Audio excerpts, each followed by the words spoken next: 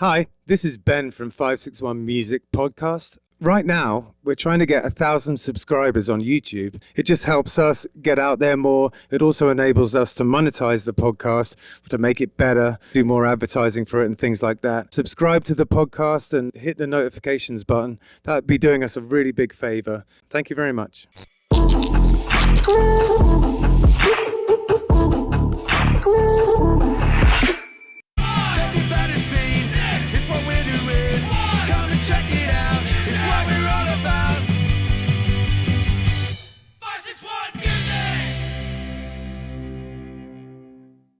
Welcome to 561 Music. My name's Ben. And I'm Hector. How are you, mate?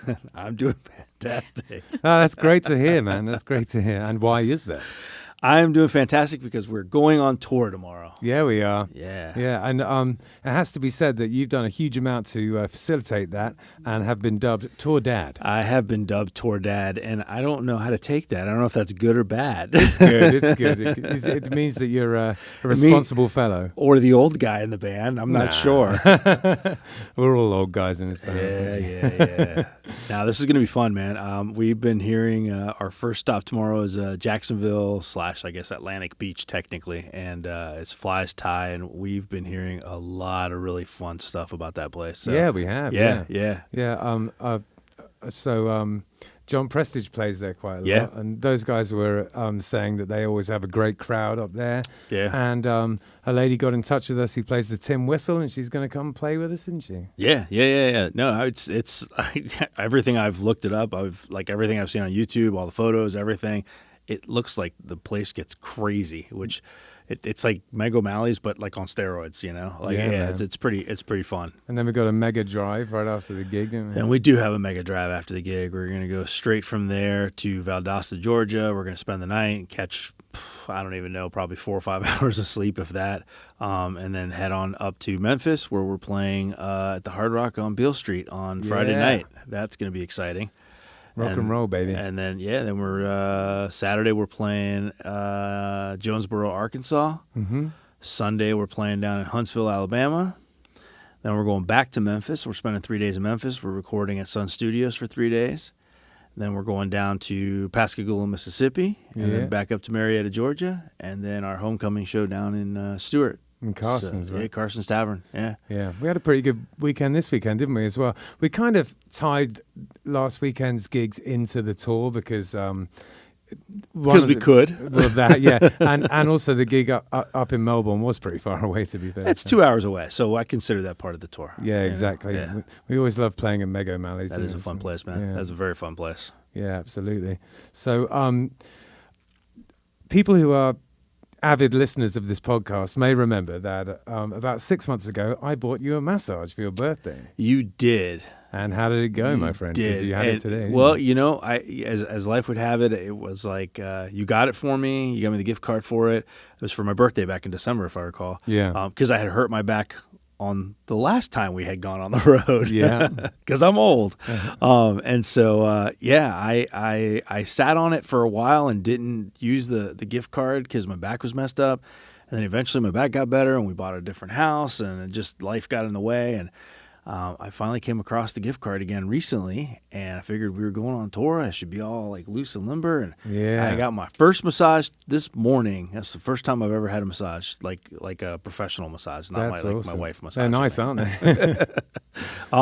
Yeah, it was like surreal, man. It was like very relaxing, and I mean, like I have to tell you, like there were times where like on my back, it didn't even feel like her hand. It felt like she was just her whole freaking arm was just going across my back like a rolling pin. It was amazing. Yeah, man. I loved it. It was I'm great. so glad you enjoyed it. It was good. It was good, man. I walked out of there feeling very refreshed and very relaxed and ready to go on tour. And the other thing, which is very exciting, is tomorrow you're getting some ink, innit? Tomorrow I'm getting some ink, and tomorrow I'm getting some ink, and it's as just soon printer ink, but so no. Yeah. And as soon as I get back from tour, I'm getting some more ink. So, yeah, man. Yeah. So we can be all tatted up together like a true band.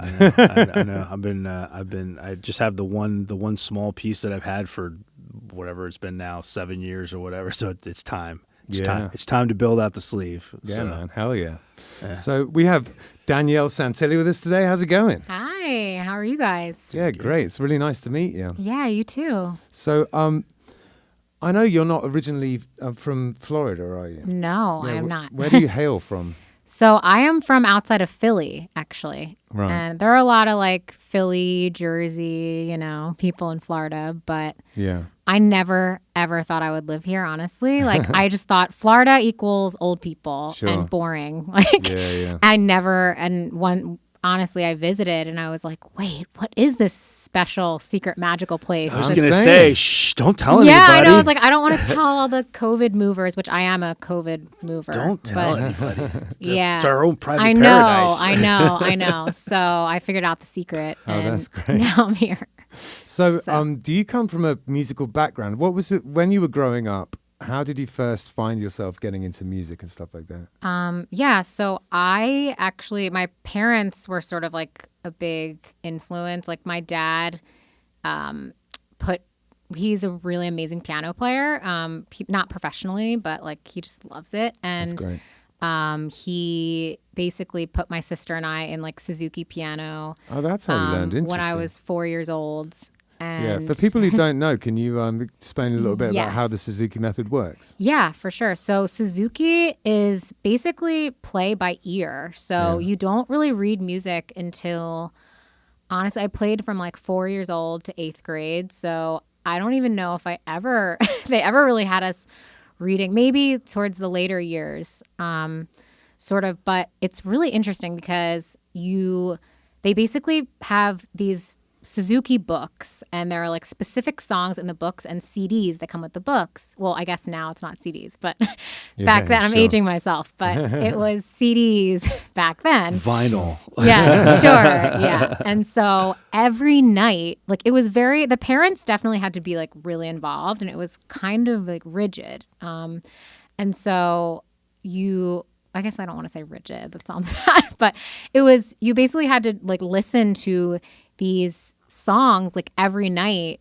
Right. Like, so every night before bed, like my mom would put in like the Suzuki piano CD, and I would like fall asleep just like listening to it every night. And that's how I like learned the songs, sort of. Interesting. So what would on the CDs, what was each track? Was it the song you were learning, or is it like pieces of it? It was the book. So it's like book 1, book 2. Honestly, I haven't thought about this in like years. So the fact that this is coming up is kind of funny. But yeah, there were, from what I remember, it was like different. Yeah, book 1, book 2, book 3. So each book had a CD, and there were, I don't know, maybe 10 or 12 songs in each book. Right. And each book got harder and harder. Yeah. And then you had a recital at the end of graduating each book, I guess. Okay. But was I there don't know. like, I mean, you had the CDs and you had the books, but was there? And then lessons, I was going to obviously. say. I was going to ask because there was actual lessons involved. Yeah, sorry, that though. wasn't Okay. a good. Yeah, so and then like so you would have. I think I had a lesson maybe once a week or twice a week for like 30 minutes, Okay. and you had to practice. And I would scream and not want to practice ever. Right, yeah. And can so relate to that that. was like I was putting my mom through like hell, I feel like, and I'm so surprised that they just like it was just something that they really wanted. Like they wanted us to have music in our lives, and so she just like put up with all my temper tantrums and was like, "You're practicing," and would sit with me. That was my mom too. Yeah, and I'm like, wow, if I was a parent, like I'd be like, you know what, screw this, like it's fine. I don't know. That's pretty awesome that they like. Yeah, the fact that I feel like they stuck sort of with like it. gave me that gift in a way, Yeah. and eventually I ended up liking it, obviously. Yeah. But and for singing, I actually like my first words were like singing, which is crazy. Like I feel like my mom would also put these like VHS, again, aging myself, these like VHS tapes like called We Sing in, and I was into Barney, and my first words were actually the Barney song, like the I Love You song. Oh, really? Which is like, that's what, yeah. And so it's crazy. And she also put, like, my sister's older, and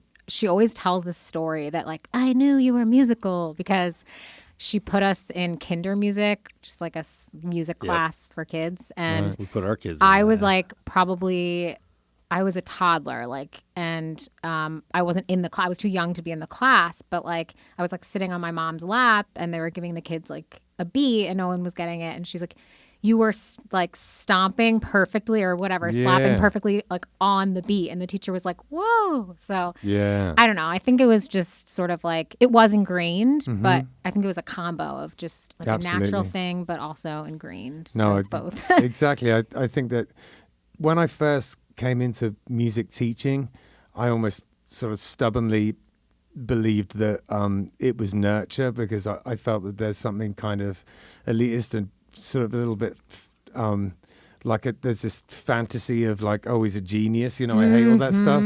But I have discovered through the years of teaching that actually some people are just better at it from writing. Yes, for sure. Especially like I teach singing, and with pitch, it's like some people just like I'm sure that like the Suzuki training for my ear was super helpful, like with pitch, and but like there are some kids. And I'm just like, your child is gifted. And the parent is like, they are? Like, they're not musical at all. And it's really interesting. I love the parents that are like just the opposite. And their kids like, and then you're like, oh my God, listen to Johnny. He's so spectacular. I'm like, literally, what are you thinking? Right? And it's like claws on a chalkboard or something. I'm like, they must be really tone deaf. And then... It's just like that. It just brings me back to like American Idol, like season 1, when Simon would be like, "You are terrible," and I was like, "He's amazing." Like, yes, the people that are terrible should like not be pursuing it, like for fun, but like not like it's hard enough as a profession, even if you're talented. I feel like Justin's back in the booth, in the control booth there, right? And I'm always talking about how great my son is playing drums. I feel like Justin's back there going, "Yeah, you're one of those parents. Your son sucks." Steady on now. He's on our album. He is on our album. He is on our album. So how old is your son? 18. Oh, wow. Yeah, okay, I told you I'm old. You're like, wow, you seem young. I'm well preserved. Wow, yeah. And never having a massage? Wow, Yeah. So Hector's son, Gavin, we recorded it here actually, because the way that our band is, we have feet drums instead of like a drum kit, but that doesn't translate to the recording like at all, because it just ends up sounding like it sounds stupid on the recording. Yeah. So we had to get someone to drum it, and then we had the bright idea of having Gavin do it, and he was great. We recorded it all here. I'm still actually mixing it at home. Then when we go to the studio, we just bring in our drum tracks with us and recording over there. Nice. Yeah, it's gonna be fun. Wow. Yeah, it's gonna be super fun. So you're in Philly, you've gone to your Suzuki lessons. Did your parents listen to music themselves? Are they musical?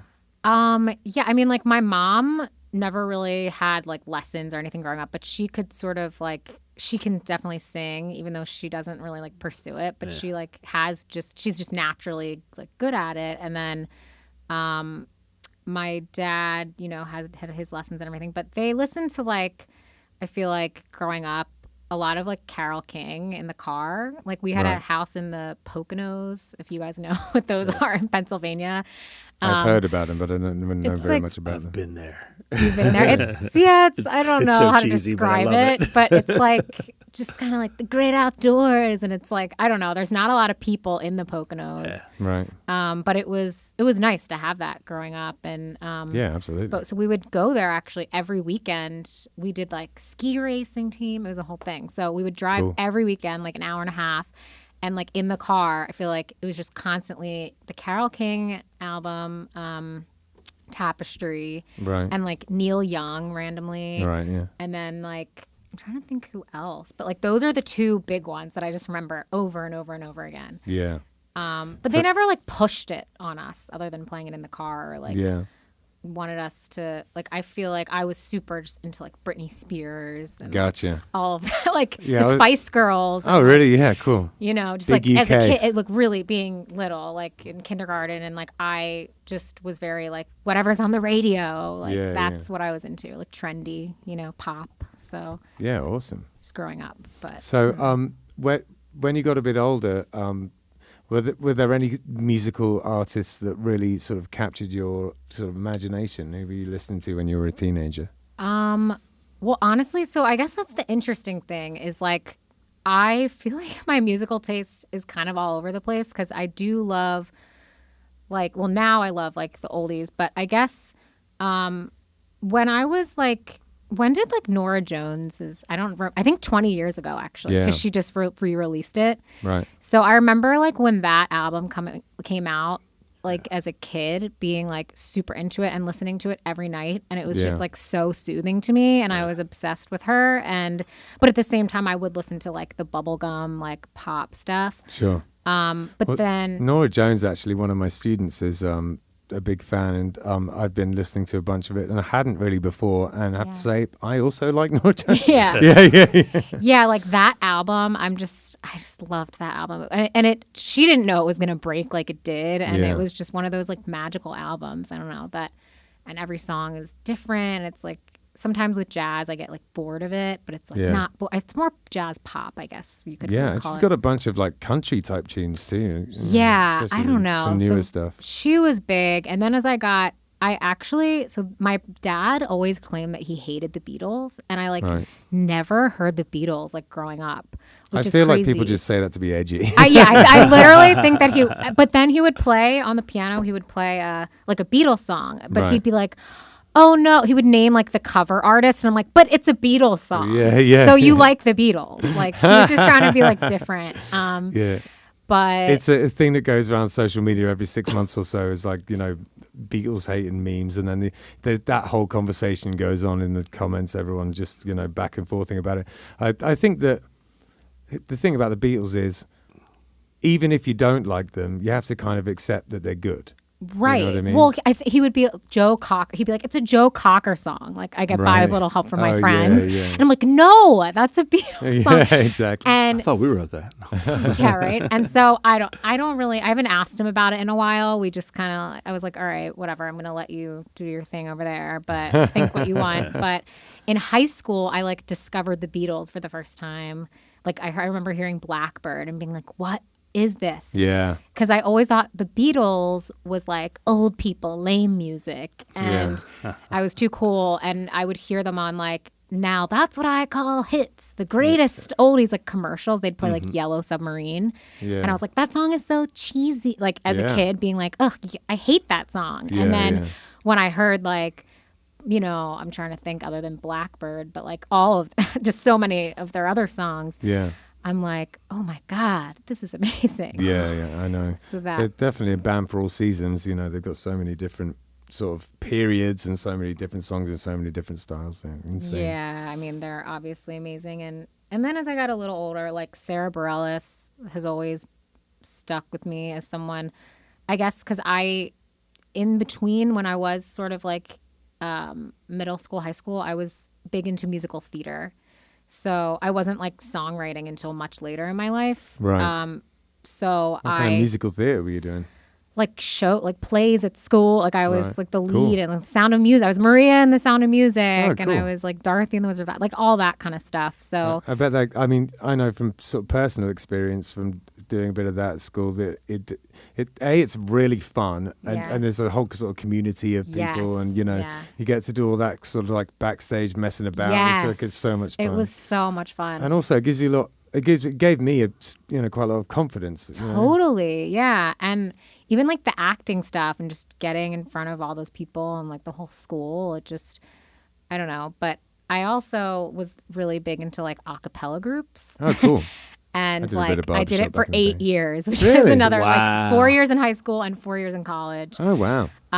And that was, I will say I was lucky. Like, I guess like I just always went to schools that like my parents sort of put me in these schools in Philly that like had good arts programs Great. and were like really musical. And so I feel like both of the schools that I went to growing up had like a lot of really talented kids that I got to sort of like harmonize with and like work with. And so I guess I was used to like, I don't know, that environment. Yeah. In a way. That's like one of my favorite things is harmonizing. We're Yes. always having that conversation. Like, we're doing something and Ben will be singing and I just like jump in. I'm like, I'm not like overstay. He's like, no, man, do it. Yeah, Yeah, Do it as much- harmonies are like I literally love doing and loop it harmonies. like with Ricky, like that's why. Mm-hmm. So I guess I should say like people probably know who Ricky B is. Just Yeah. Yeah. Because if this is like a Florida podcast, he's Ricky just like B been around. from The Shake. Yes. Shout out to Ricky. Yes, but him and I are also in a duo, and we play together sometimes when he's not doing he's super talented. He like does everything, but he does also like a solo live looping act. Yeah. And when I saw him do it for the first time, I was like, can I be in your act? I know, it's spectacular. I didn't even know him that well. And I was like, if you ever want someone else in your act, like it's me. And That's awesome. I just was like, I want to loop so much and like just like stack all these harmonies. And it's so like, then we did it. It is fun. There's something really nice about harmonizing with other people as well. It's like a type of connection in a way, you know? Yes. Definitely. There's something soulful about it. Yeah. Some feeling that you get when you're harmonizing with people. And I've always made, I think like throughout my life, I've always made so many of my best friends like through music. Yeah, absolutely. And I don't know just, if I have any friends that are through music. Yeah, like it's just such a good way to connect. Like just with it, just fast connections. Like when there's an energy and just a vibe, it's like, okay. And people that I never would have met otherwise, like so random that it's just like we come from such different worlds. And absolutely, that's like my favorite That's part all my about friends. it. musicians and artists. That's all my friends. Yeah. So Hector is a chalk artist. Is a 3D chalk artist. One of the things, just a general all-purpose artist, but like also he does these 3D, amazing 3D things on the ground. They're so cool. He's in a group called Chalk Guys. Does it on his own too. Really? Wait. Oh, are you gonna do like the Lake Worth Chalk Festival? I've been doing it for. I just heard about that. Years, I mean, I'm assuming you've lived here a while. Yeah, but that's where I discovered it, and then I did it for probably 10 years just there, and then realized that there was other places that had festivals, and so I started going out to other festivals and started becoming a featured artist at some of these festivals, and then now I just do it all the time. That's what I mean is like I feel like Florida is tiny, but at the same time it has all this like secret arts and culture. I don't know. It just feels secret to me where I'm like, I live in Lake Worth now, and it's like this tiny little Lake Worth is an strip arts and like this an arts town, and there's something magical about it. There's a huge arts culture in Lake Worth. It's crazy. And I didn't even know. I just ended up there randomly, and I had no idea. It was just like the cheapest thing that I could afford, and it just worked out. So let's sort of work our way to you getting here. So you went to college. Where did you go to college? Yes.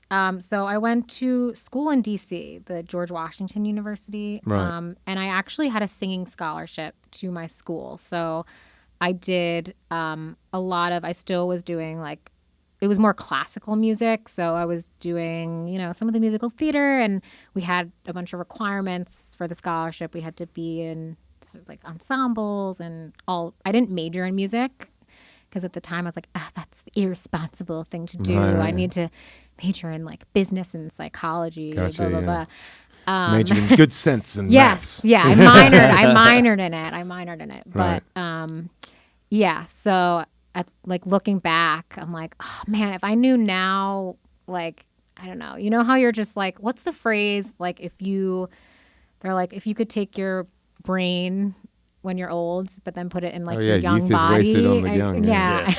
I'm like, it's probably, I forgot the phrase, but I just, if I could go back, I would probably, major in music. I did a music degree, and I'm really glad I did it. Yeah, I enjoyed it. I mean, do I necessarily need to know about how to write a Haydn-style string quartet? Not necessarily, but by the same token, I do still use things from it for sure. It made my piano playing a lot better. Yeah, for sure.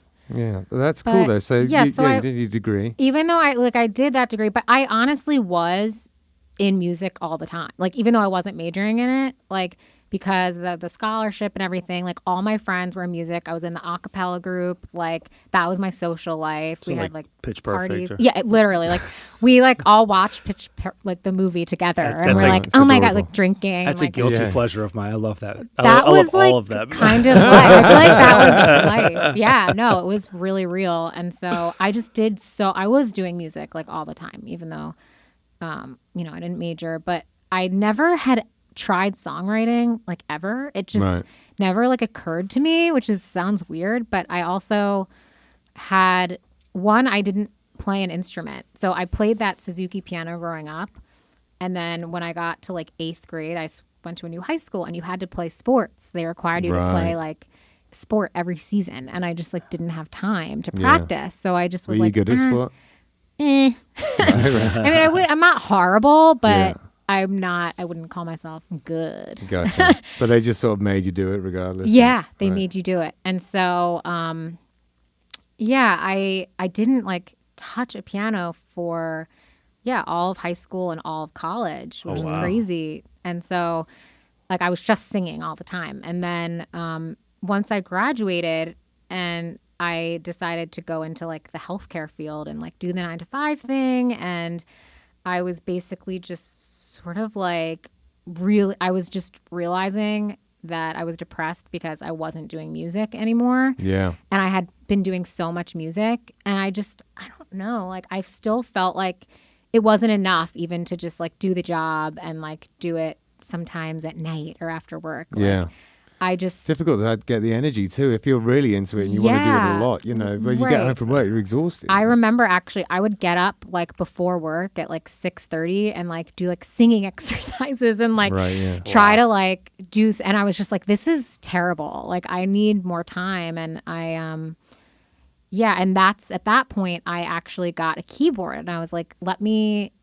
try to just play piano again. Like it has been years, but I got it, and I just was like, it came right back to me, because I feel like when you're so young, you know, it's sort of just like in your fingers, kind of muscle memory. Yeah, exactly. And so I was like messing around in my apartment, just like kind of depressed, and then I like started writing music just randomly, and then when I was like, wait, like I can write my own songs. This is the best feeling in the world.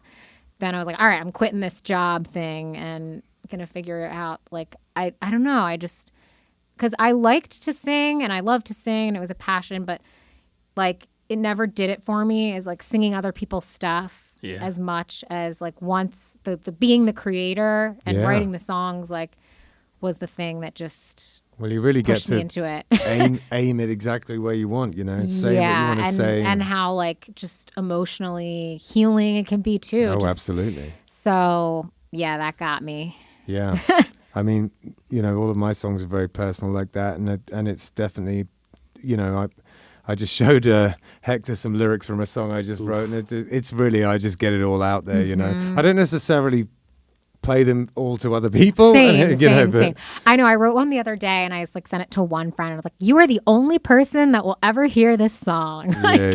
But like, I'm going to share it with you because it's just really personal. But maybe one day I'll change my mind. But so. Yeah, some people have got to die before I can play a few of the songs they've written. Played at the funerals. Yeah, honestly, I remember, I don't know how I did this. I remember like, I don't know, maybe a few years ago, like being at a bar and like my ex being there and like all the songs were like about him and he like knew it, and it was so awkward, and there were like 5 people there. Oh man. And I was just like staring at him and I was like, how am I doing this right now? But I mean, Taylor Swift does it all the time, right? Yeah, sure, exactly. I mean, she has the world watching her, so yeah. Yeah, I hear that sometimes when you get those strange out of body experiences at gigs where you're doing it, but you're thinking about something completely else, and you almost feel like separate from what's happening. Yeah. Well, I feel like any musician, like when you do it professionally, which is what we all do, like you're doing so many gigs like all the time. Like I have to sometimes, you know, like motivate myself to be like, okay, like be present at this, like not, you know, thinking about something else, especially when you're like the background. Like it's different when you're doing like the cover gigs and people are like eating and you're just the background. You're like, okay, whatever. No, exactly. Yeah. Yeah. I have been known to zone out. Yes. We've had a couple of gigs in the not too distant past where I get frustrated. Like I get frustrated very easily, and we'll be playing to the room and nobody's paying attention to us. Nobody. That happens so much. When people pay attention, I'm like, you guys are paying attention? Like this is amazing. I like make a joke about it. When they clap, I'm like, whoa. But I'm normally, my normal life is go, you know, 24/7 and barely any sleep and et cetera. And so when we get to a gig and it's just like, well, nobody's paying attention. You must be bored kind of. Yeah, I get bored and we start phoning it in, and it's like I get bored and we start like, like one slow song leads to the next slow song. There's no point in killing yourself and playing these crazy songs because nobody's listening anyways. Right. And I get frustrated. I'm like, Ben, play something peppy. And he's like, nobody's listening. And I'm like, play something peppy. I'm falling asleep. Yeah. I do that too. And I'm like, money, money, money. In my head, I'm like, you're making money. This is not about you have to sort of like talk to your brain in that way. And Ricky and I, when we were playing, had this similar, there was this one place and they just had no one. It was a new place, and we were just playing to like an empty room. But we were like, they're paying us good money for this.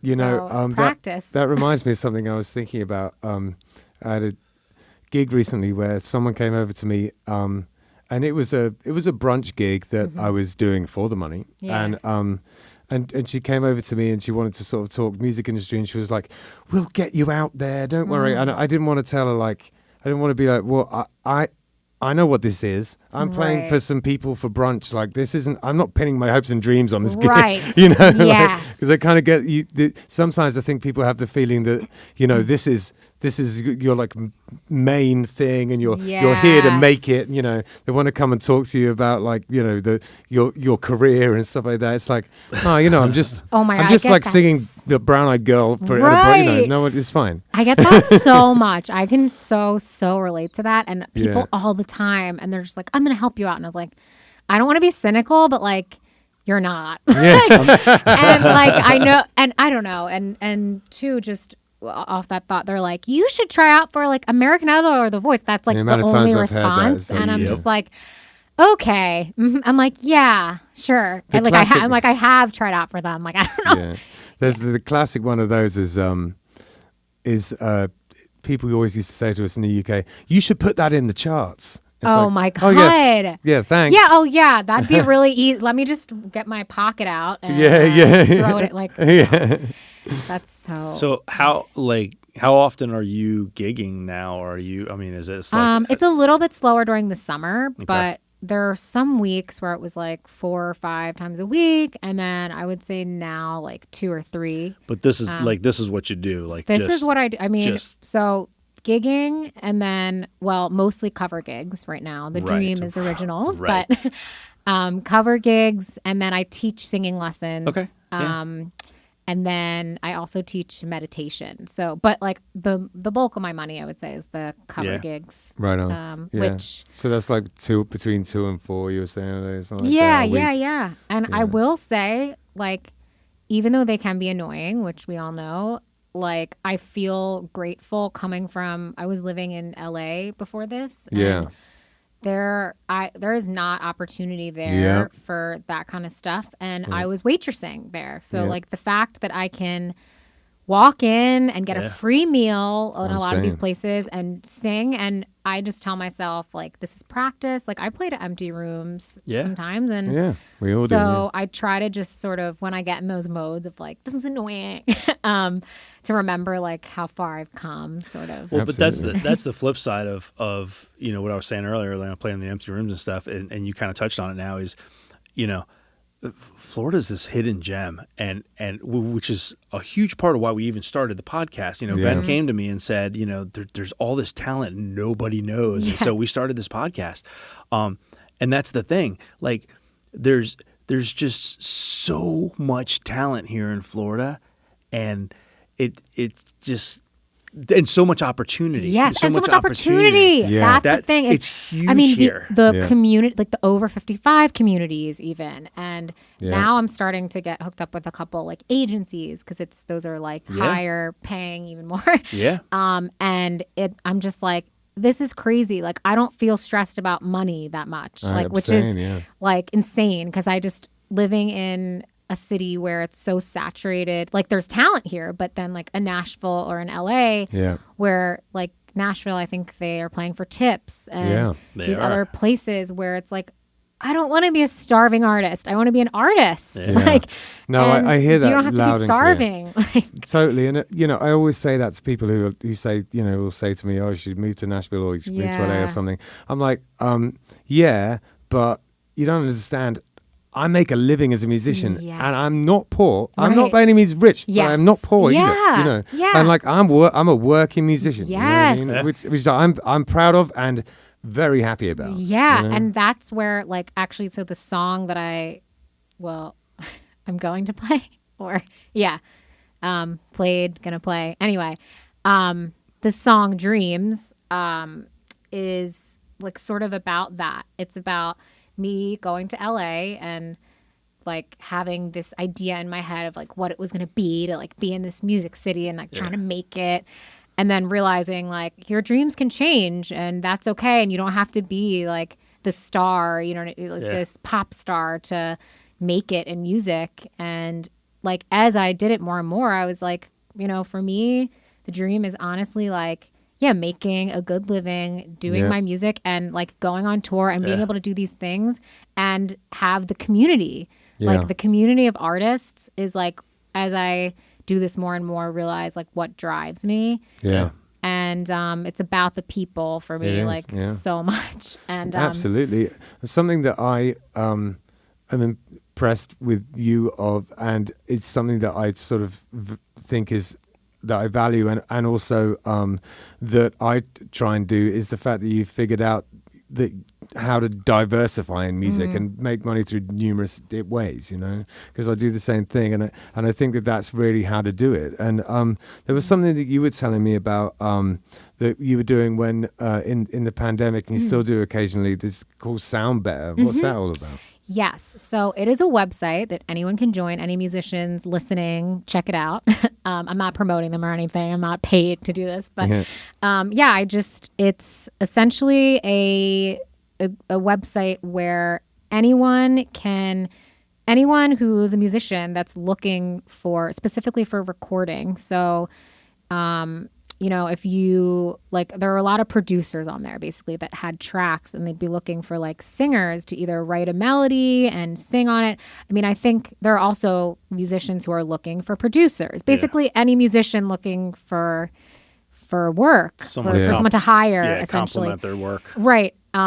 So basically, and it's an online platform, and so you can like search for jobs on there. And what happened to me, it was you make a profile and you put some samples and photos and write a little bit about yourself. And then during COVID, like I didn't get any hits on it because there are people that were like on the top of the page, and there's a lot of people on there. But then because of the pandemic, all the studios were closing. I started just getting like random messages on there.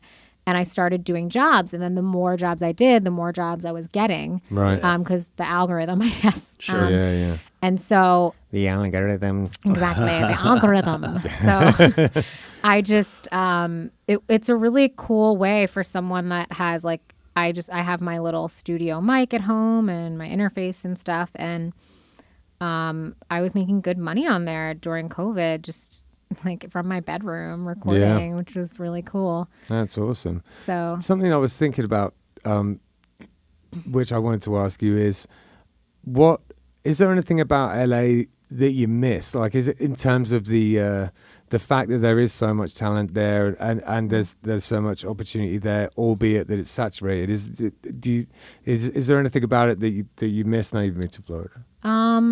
So it's actually funny. LA in general, I just feel like wasn't my vibe. Like the whole time I was there for like a year and a half. So I guess as long as I've been here, and like I feel like I kept trying to make it work and like meet my people, and I just wasn't. I had a couple of cool friends, but like it just didn't feel right, like in my gut. Right. And even before I moved there, I had a good deal, but I went to visit, and I was like, I wasn't feeling it. Like and even the people, it's like, you know, everyone says there's like a lot of fake people and stuff. And like, it is true. Like it's a sea of people to get through, and you can find genuine people. But I found that, so I had never been to Nashville. So I lived in LA. I don't really miss LA at all. But then when I went to Nashville for the first time, I was like, oh, this is like, what I was like looking for in LA, that when you talk about a music city, where it was like people just felt more down to earth and more just open and music just wanting everywhere to collaborate, and like it was just the vibe that felt more right for me. And so not to like hate on LA and everyone that's there, but just it's a fairly common theme on this podcast. I wouldn't worry about it too much. Okay, yeah. So Yeah. So and like a lot of the venues in LA were like pay to play, and I'm like, are you kidding me? This is crazy. Yeah.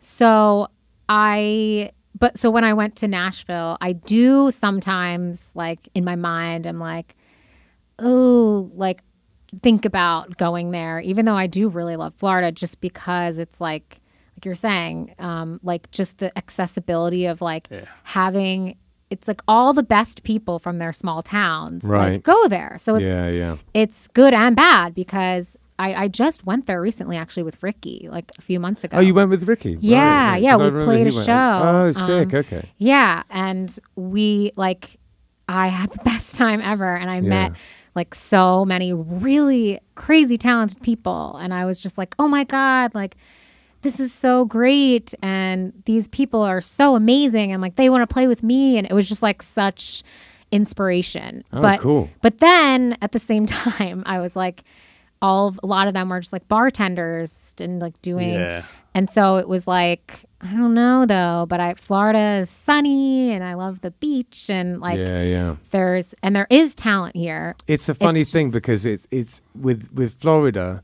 it's somewhere in between, because it's not like a small sort of town, sort of nothing place, right? But it's not like this hub either. It's sort of like sort of in this gray area, right? You know? And I do feel like the longer I'm here, I will just start even like meeting you guys, like just because I've been craving like going to Nashville and then coming back. I was like, oh man, like I want more of that community like here, which I've only been here like a year and some. So it's.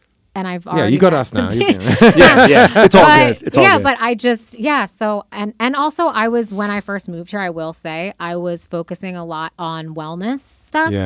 So I was like doing like I said, I'm a certified meditation teacher, and I was actually like I think COVID and like being in LA sort of like turned me off from music, to be honest. I sort of like took a little break from it for a bit, like after during COVID, I left LA, went back home to Philly, and was like, what now? And it's a long story. It's too long of a story, actually. Right. There was a Nashville visit in between there. But anyway, so I was like, sort of just like, I have these passions, and I was exploring that for a bit. But then once I became re-inspired coming here, because I was like, oh my God, like, I can make money doing the music thing, because I just didn't really think it was possible. I was like, I don't. When I first moved here from Manchester in England, I was like, oh God, I can do this here? Like, it's just not even not a thing. It like blew my mind. I don't know. I have no idea what the like England music scene is like. The England music scene is good, but it's kind of like that big city vibe, like everywhere. So there's not the play, getting the kind of gray area that Florida has, where you can play a bunch of original tunes and make money as a band. So make money ostensibly as a cover band, but with your own music, and then do original shows. That kind of paradigm is a tricky one in England. It's not really the same, Yeah, I didn't know anything about it. That's why I wanted to ask you. Yeah. I know there's a lot of really talented, some of my favorite people. There's tons of music, and in terms of original shows, there's going on all over the place all the time, and there's a lively music scene. It's just this kind of comfortable living that you can make is not really there. Right, and I find that like the people here too are just like more down to earth, like the talented people that I do meet, like as opposed to like in LA, where I really did feel like people would like look at my Instagram and be like, oh, you only have this many followers. I don't want to work with you. Like the fame business. Like without even like getting to know me or whatever, So, which I don't know. So it's been good so far. Do you have a writing process?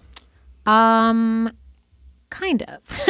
So I guess like this is, I feel like a common answer, just voice memos. Like I get an idea. It depends. Songs are different. So I will either sit down at the piano and just like start playing chords, and then the chords that I feel like I like, then I will come up with a melody and start humming something, and then like the words just like like one word will just like fly out of the sky and just kind of fall in there. Yeah. So that was like my way for a while. Just my process, sit at the piano and just see what comes out. And usually things would come out. Yeah. Cool. And I feel like that is sort of, in a way, like it's just like a magical experience like that. Yeah.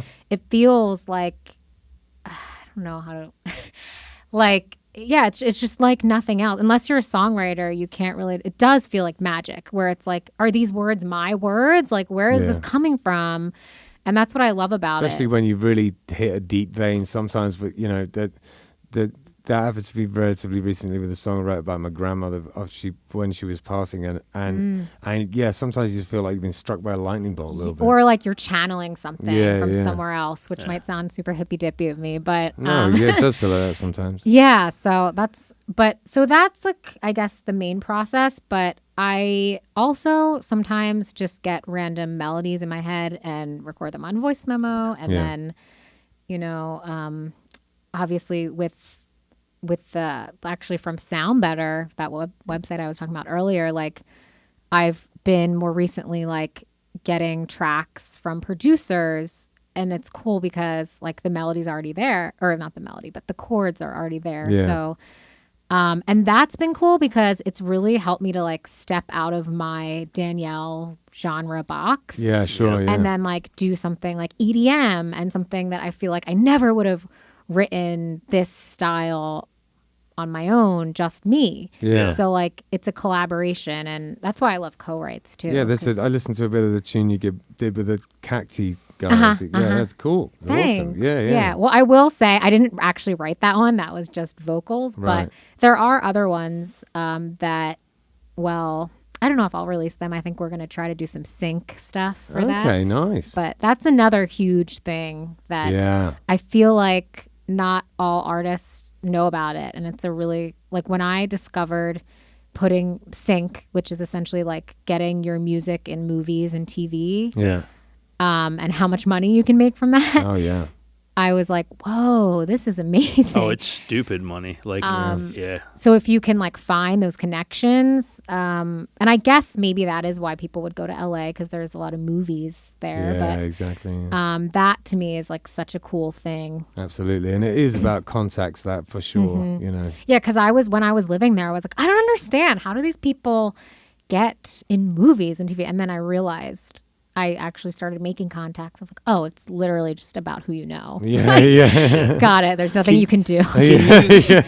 With sync though, can you not put a song on sync that's been released? Like, or is it like, honestly, I'm still learning about it. Like this one guy that I started working with who's like has those connections, and we started writing together. You can. Like he sort of described it as like we're not able to. So maybe that's like his specific. You can, because I've seen artists do that. Sure. Yeah. But I think maybe he's thinking like we would sell it for this commercial. So I don't really know. So it's kind of like exclusive. Yeah, it makes it more valuable. Exclusive. Yeah, but it depends on the deal. But you totally can release them. My brother makes music for commercials and stuff like that for TV in India, which is quite interesting. Yeah, he does a lot of that.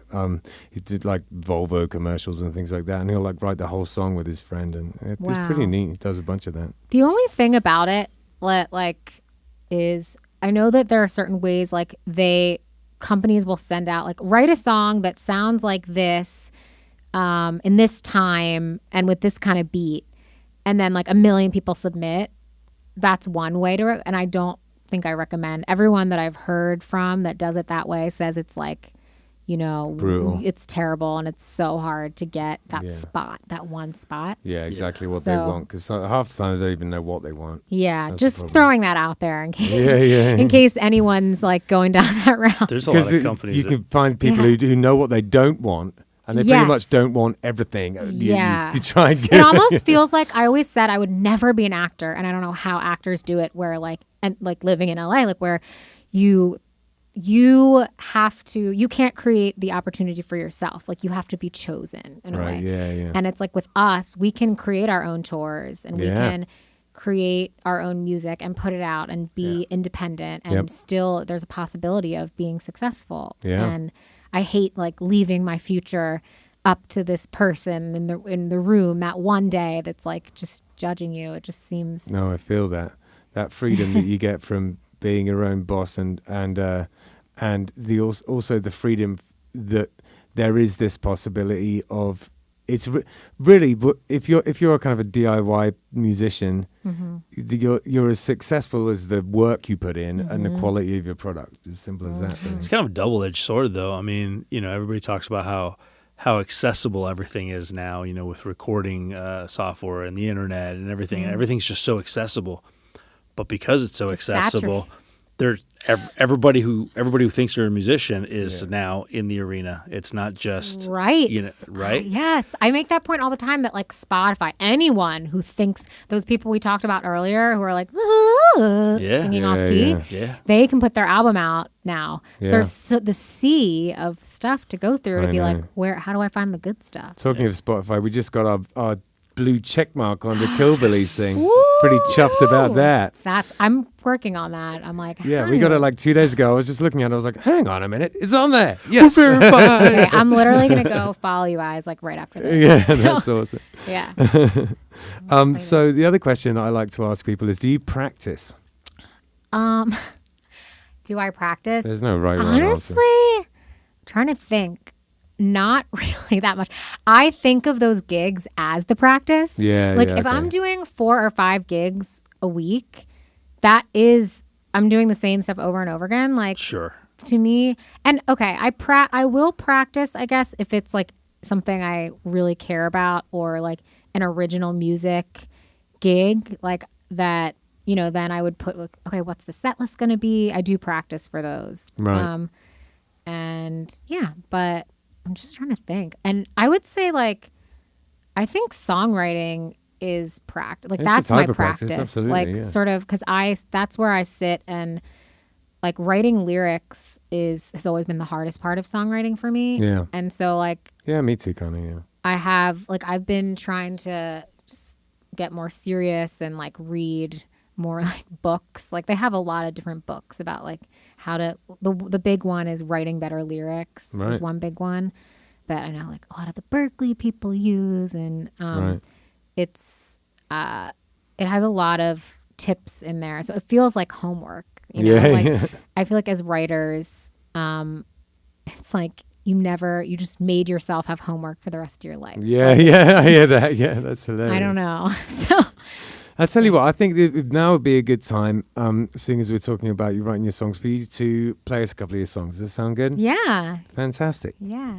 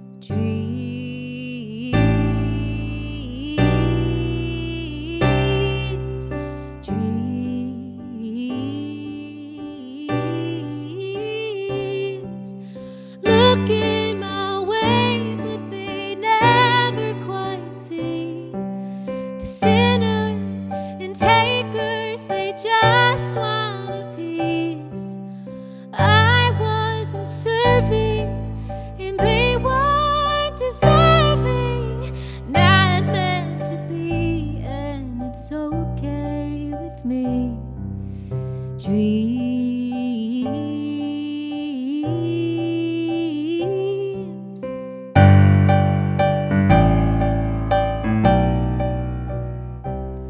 I never thought I could want anything more,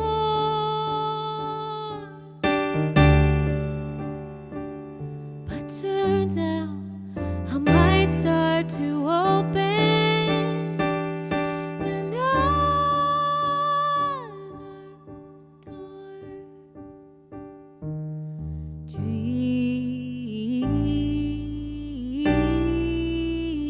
Dreams, dreams.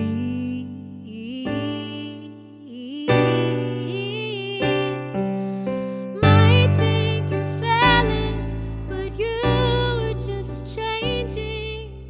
Trust in your heart instead of chasing the fame in those dreams.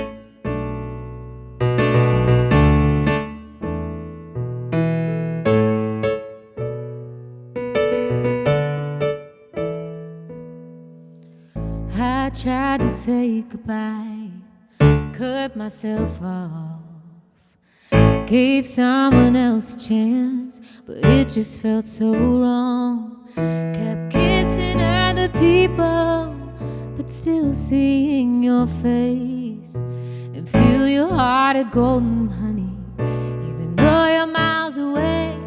Oh, I don't wanna let it go, let it go, let it go.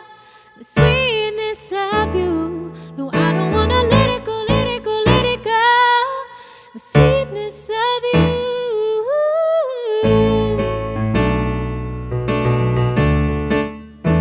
No, no, no, no, no, no, no, no. When I'm asleep at night, it's like you're really there, arms wrapped around me as we're floating through the air. Strawberry sugar plum drops fall heavy on my tongue, and purple rainbows fill the sky. Oh, it's so hard to wake up. Oh, I don't wanna let it go, let it go, let it go. The sweetness of you. No, I don't wanna let it go, let it go, let it go. The sweetness of you.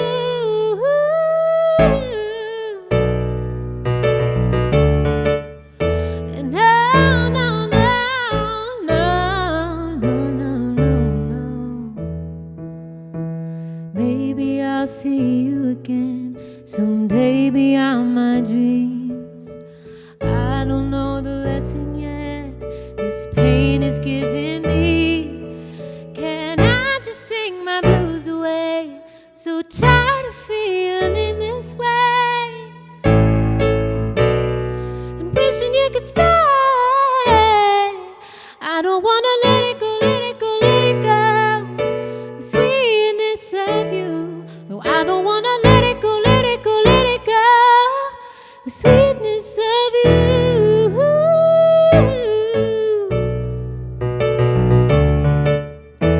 No, no, no, no, no. The sweetness of you.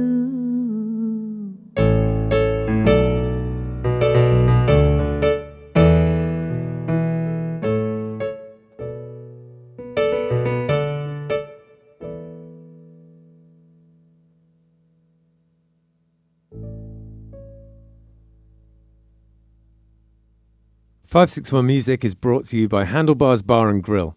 It's a biker bar in Tequesta, and if you're driving up US 1, you come across it on the right-hand side. It's a little bar there. It's bright yellow. You can't miss it with handlebars on the sign. And it has a long and storied history. It's been there. It used to be called Judy's, and it was run by this guy Victor, who sadly passed this year. R.I.P. Victor. And then my father-in-law took it over, and he's doing a great job up there.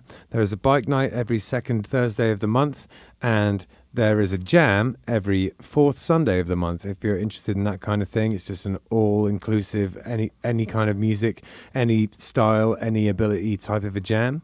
And there's great beers on tap, and they're wonderful food. Bernsey, the chef, does a fantastic job. If you're interested in classic cars or classic bikes, there's always that kind of stuff hanging around there. It attracts that sort of a crowd because it's called Handlebars Bar and Grill, so it makes sense. And yeah, you should come swing by. It's definitely a local spot and has a lot of character, and there's people who have been going there for decades and decades. It's one of those places that's a part of the furniture in Tequesta, and you should definitely come check it out. I booked the music for the place and love doing it, and I was a part of helping set the place up, and I'm a huge fan, and anyone who is interested in biker bars, or even if you've just never been to one and you're curious about what a biker bar is about, you should go and check out Handlebars Bar and Grill. We are also sponsored by Oasis Root. Now, Oasis Root Kava Bar is in Sea Grape Square on Indiantown Rd, and it is a kava bar. If you don't know anything about kava, it's a Polynesian root that you grind up and you mix with water. And it has been in Polynesia for potentially thousands of years. It's an old thing that they used for kind of ceremonial and also sort of leisure purposes. It's meant to be something where, that brings people together. You all take a shell of kava and chink them together and say bula and have it together like that. It's meant to be something to bring people together. It's has a kind of an effect, which is, I guess, a kind of a slightly warming effect. It just kind of makes you feel nice. It's not particularly intoxicating. It's not like drinking alcohol. So the atmosphere in a kava bar is sort of like a cross between a regular bar and a coffee house. It's pretty chill in there. You get all sorts of different types of kava bars. Some of them are more like a club, there's sort of like blacklight and EDM playing. And some of them are more like a cafe. This is one of the cafe type of ones. It's super chill in there. If you're looking for somewhere to, I don't know, maybe go and do some work on your laptop or go and have a chat with friends, it's perfect for that kind of thing. There's a foosball table in there if that's your jam, or baby-foot as they call it in France. And yeah, Jim, the owner, is a really cool guy, and he has very kindly sponsored our podcast. So thank you very, very much for that, Jim. They also do a poker night in there, all sorts of things going on at Oasis Root Kava Bar. And we are also sponsored by Live Music Community. If you don't know about Live Music Community is in Palm Beach Gardens on the corner of Military Trail and North Lake Boulevard. It is the studio that we are doing our podcast out of. It is first and foremost a music school, mostly for kids. Although you guys do have an adult program now, I believe. Yeah, which I run on Monday nights. There you go. And but Live Music Community, it's a music school. It's a music venue or a music recording studio, a podcast studio. There's a green screen here. And the best part about it is just the way they teach the students. They don't just teach the lessons. They take the students, they put them together in band situations, and not just random band situations where they're popping around from band to band, but basically they put them together with kids with like interests and like levels of skill. They form these bands. These kids learn how to how to work with each other in the bands, how to work through situations, how to work through problems and things like that, how to write music, and basically all the things that a band goes through. So that it's not just about learning the music and learning how to play. It's also how to be in the situation and how to collaborate and be in a band situation. And so that being said, one of their bands, which has the absolute best band name on the planet, it's the Fire Breathing Rubber Duckies. They are playing at with Rough Shot, opening up for Rough Shot at the Fish Depot. I believe the Fish Depot is in Delray Beach. Yep. Yep. They will be playing this. It's in Boynton Beach. Boynton Beach. Oh, my mistake. Boynton Beach. They're playing this weekend, the 24th, and they will be playing at 5 p.m. opening up for Rough Shot. So, if you want to see what live music community is all about, and you want to see some of the kids in action, come out and see Fire Breathing Rubber Duckies this weekend. FBRD. That's They're right. really, really awesome. I teach one of the kids lyric who's in the band, and for a little short period, I was also the leader when they were doing their rehearsals. So it's great to see them doing well. They have fantastic merchandise. Like, you should see the T-shirts. Oh, yeah. It is a fire-breathing rubber ducky. Yeah. Super cool. Like, quite literally. Yeah. You were involved in designing that a little bit, weren't you? A little bit. I think Justin started putting it together, and then I did a little Photoshop work on it, and then we got some shirts made up for them. But I think now they've got shirts and stickers and They have embroidered hats, hats and yeah, stuff. yeah. Yeah, these kids are like on fire. Yeah. No pun intended. And that's something that is part of the way that we teach the kids here. It's not just sort of have them play a bunch of covers. It's, why don't you write a song? Why don't you make merchandise for your band? And then all sorts of different things, like what could go wrong at a gig. That we try and make them an all-round musician and able to work with each other, and we want to be at it so that they could independently be a band, independently of LMC, which is really the goal is to get them into a position where they know how to do it themselves. Yeah, no, it's an amazing program. I mean, speaking from experience, my son went here from the time he was like 10 until just recently, and one of the most amazing things, aside from him being just a fantastic drummer, is how calm and cool and collected he is in crazy situations. I mean, he could be playing the drums and something could go completely awry, and he just takes it in stride like nothing even happened. Yeah, he's so calm about it, and that is taught. That is instilled and taught here at LMC as part of the program. So yeah, absolutely is. And Justin is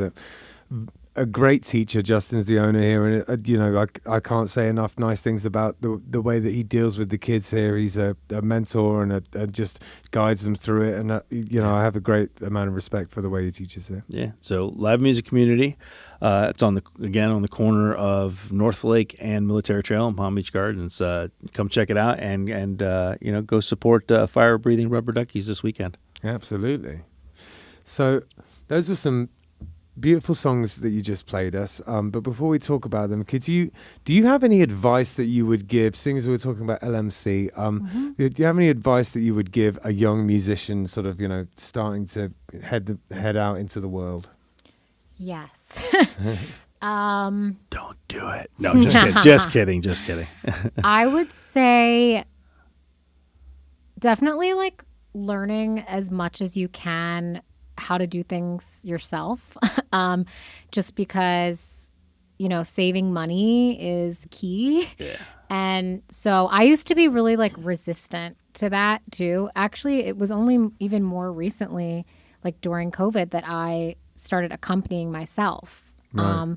Because I was like, I don't want to, and blah, blah, blah. And I don't want to make my own business card. I was like a little bit of a diva maybe, but as you get out there and you realize you have to be a business person. Yeah. You really do. And so the more like business skills you have, and that's another thing, just being a business person and being business minded and really taking yourself seriously as a business and, creating that bank account for your music specifically. And I also do believe in like, I guess you could call it manifesting in a way. So like what I think of manifesting as is like what you put your energy towards, like you're going to get it back in that way. So if you think of yourself as a business and you want financial abundance, then, you have to put those steps in place. Yeah, so, absolutely.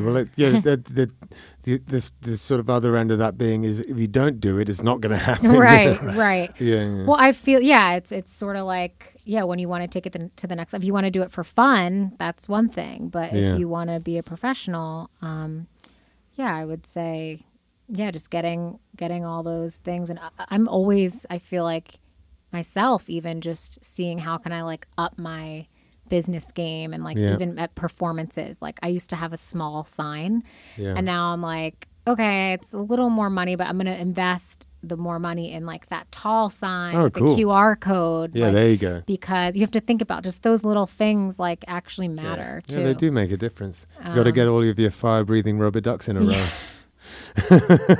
Yeah, and that's amazing. Like when you were talking about how you teach kids those things about like having merch and like how, because that can go a long way. Like selling merch at shows, you can go from, just being paid by the venue to getting all this extra income. Yeah. So the fact that you guys teach the kids that is amazing. 'Cause Yeah, I feel like I just had to learn that myself and like common sense. I know. I'm But- always saying to Justin when I'm watching people practice in here, I'll be stood next to him in the control room. We're looking through the window, and I start shaking my head and just saying like, imagine if we had this when we were young. Mm-hmm. Oh man. And Ricky said that one time. He made a comment about how, if LMC was around when he was younger, like, where would he be now compared to where he Right. is? Yeah, I feel like it's for me, it was just so much like trial and error and learn as I go. And I feel like you can't think of it as wasted time or failure because you learn from all of that. Yeah. But I was a real stubborn kid, though. I had to learn the hard way. I refused to believe that anything anyone told me was true when I was younger. I was one of You're a those stubborn adult. What are you talking about? I get like that sometimes. It's like, I want it to come from me. Like, I don't know. Yeah. I just don't want to be told, I guess, always like what to do. Maybe that's why we're all musicians. I don't- Yeah, exactly. We're like, well, we're rebels. But Go on. I was going to say like the other thing, which like I just thought of, which because you guys were talking about live music community, is like having community like Yeah. as a musician. So, and like accountability. So like that is what's like gotten me through when I'm like, do I still want to do this? Because that's a question that I feel like people don't talk about, because on Instagram they make it look like their lives are so amazing and music, but like I do have to reassess like sometimes like, is this still what I want to be doing? Because it's not the typical road, and financially it can be challenging, but having like friends who also are in it to lean on and keep each other accountable, and when you get stuck is like everything. Yeah. I think, for me personally. No, I couldn't agree more. Yeah. I absolutely couldn't agree more. Yeah. I love those songs that you played. Thanks. And could you tell us a little bit about them? Yeah. So Dreams, the first one, is kind of how I talked about before a little bit, but basically the general message is sort of, I think it's meant for all those like dreamers and musicians out there. Like that's who I want to sort of reach. And just that like, just because you have an idea in your head of like what your life should look like or what your dreams should be, doesn't mean your life, if that doesn't happen for you, like the way you had it in your head, it doesn't mean that your life can't be amazing and your dreams can change. And just be open to kind of dreams changing and new dreams, because some of the best opportunities I've gotten and things have been, and just the best things in my life have been things that I couldn't have imagined in my mind, like even happening. Like I didn't know they existed, Sure, yeah. So that's that theme. And then, and on a personal level, it was sort of just about, if you listen to the lyrics, sort of me going out to LA, and there's a part, looking my way, but they'd never quite see the sinners and takers. They just want a piece. Like all those people, like, oh, I'm going to make you famous and blah, blah, blah. And just sort of like the fakeness out there. And I'm like, well, you don't even deserve me. There you go. Sort of, in a way. I don't know. But so that's that one. And then the second one is kind of self-explanatory. It's just a love song and a breakup song. And so not wanting to let go of someone. So painful breakups. Well, thank you so much for playing them. You're a beautiful singer, and it's really an honor to have you in the studio. And it just worked out really well because we asked you relatively last minute, and because I had made a mistake and literally not booked anyone like an idiot. So we asked you last minute, and luckily for us, you got such an amazing guest. So thank you so much for doing it. So what have you got coming up in the future? Yes. So I'm actually super excited that I'm finally going to be releasing original music again. It's been a while. So my first I guess it's not my first single, but it's been 4 years, so I'm going to call it my first single of this new era. It comes out in not this Friday, but the next. I think it's July 29th, I want to say. Okay. So, so look out for that. It'll just be, it'll be on everywhere you can stream music. Sure. And after that, I'm going to be releasing more and more singles. And I also have an album of like meditation music coming out. It's a totally different vibe. Under a different name. So I would say just you can follow me on Instagram. That's where like a lot of the updates will be. What's your meditation music name? It's similar to my name. It's just rather than Danielle Santilli, it's just D Santilli. Gotcha. So DEE, because I don't know. I actually didn't want to use my name, but then a lot of the names were taken. It's sort of a tricky thing. So I was like, okay, I'll kind of use it. But yeah, so it's just shortening. Got it. But you can just find me on my Instagram is literally just my name, Danielle, but with a dot. So Danielle.Santilli. Great. Yeah. Okay. Well, we already talked about what we've got coming up, didn't we? Tons and tons and tons of travel and driving and eating bad food and I don't know what else. Maybe we'll get some tour massages as well. No, let's not get crazy, man. If you guys, like, honestly, I found the best massage therapist I've ever had. I'm really into massages here, right in Delaware. I love massages. It's like one of my like guilty pleasures of life, and I feel like I've gotten massages and like tried them out in like all these different places, and the best ones I ever found were in Delray. So good to know. I'll give you their names are. I'll just say it. I'll advertise them on here because I love them so much. It's To Heal Bodywork is what they're called. Okay. So shout out to those guys. Shout out. I love them so much. I actually went there today. That's awesome. Maybe we should change this into a massage podcast because then we get all free massage. Right? Yeah, that's so smart. Oh my god. I love how you say massage. Yeah, I know. I like that. Oh yeah, because you say massage. I say massage. Yeah, when you first said it, I was like, wait, what is he talking about? I put the emphasis on the different syllable. Yeah. Syllable. All right. So, thank you so much for coming on. Yeah, thank you very much. An absolute delight and a really good, wonderful musician. And I can't wait to come out and watch you play sometime.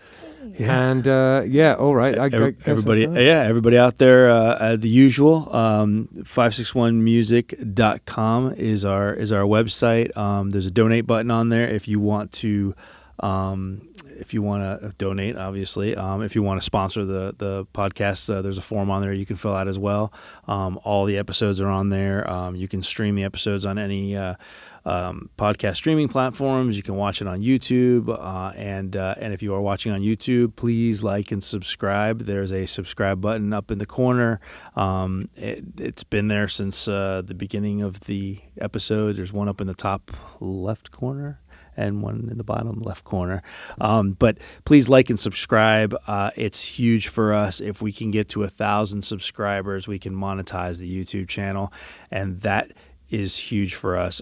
Anybody who's been listening to the podcast, knows that this isn't about making money for me and Ben, that we've been reinvesting the stuff, and it's all about the original mission of the podcast, which is, getting the local musicians out here known and getting them some exposure, bit of visibility, and just making the musical landscape out here a little bit more interesting for musicians. Something different to do, And anybody who's been around long enough to listen to the podcast knows that we did when we hit our 1-year anniversary with the podcast, we did a music festival, and that was huge. It was huge success. Everybody had a great time. And so we would like to do that again, but to do that, it takes lots and lots and lots of money. So please support, like, and subscribe. Absolutely. And I think that's, we have next week, because we're on tour, we're recording a special, best of episode, and I believe Ricky and the boys from the Shake might be joining us for that. So be on the lookout for that episode next week. We are not skipping an episode. We are just doing a best of episode. So, absolutely, check it out. So be on the lookout for that and check it out. So yeah, and if you're one of the musicians who's been on the podcast, more likely than not, you should be in the episode. So check it out. Yep, there's going to be little snippets of all sorts of episodes from the last year. So if you've been on the podcast, there's a really high likely chance that you'll be on that. Exactly. So, yep. All right. So thanks a lot. Thanks. Thank you. Thanks for being on. Bye.